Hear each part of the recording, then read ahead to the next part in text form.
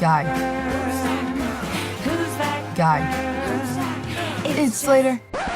Good morning, class. Welcome to iRock You. I am Professor Slater again. Thank you for joining us in room 46 and 2. Births inside the world of rock and roll. Of course, there will be the quiz this week on people getting born that you need to be aware of. Inside the band Evanescence, two of them are celebrating birthdays this week. The bassist, Tim McCord, turns 38, and Rocky Gray turns 43.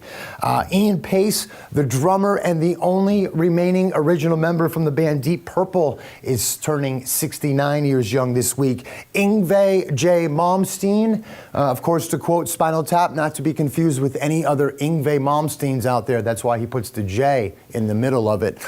He turns 54 years young. Roddy Bottom, the keyboardist from the band Faith No More, also turns 54. Philip Anselmo, of course, the vocalist from the band Pantera, turns 49. And Tom Drummond, the bassist for the band Better Than Ezra, turns 48. So that's good.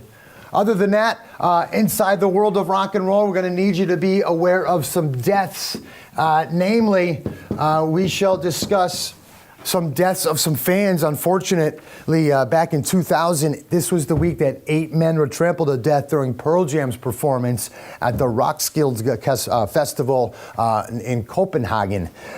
This was during the time when people were actually, crushed to death.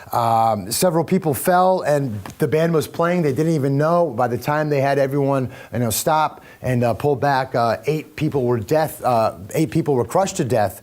And from then on, European festivals actually banned crowd surfing. So it's definitely an unfortunate incident, which we hope never happens again, because that's bad to lose people at a rock festival. Events. Mainly, we got to talk about albums that you need to be aware of. Well, for instance, Kiss Love Gun had their album come out in 1977. Motorhead's No Sleep Till Hammersmith came out in 1981. The live album, of course. Twisted Sister's You Can't Stop Rock and Roll came out in 1983. AC/DC's Fly on the Wall came out in 1985.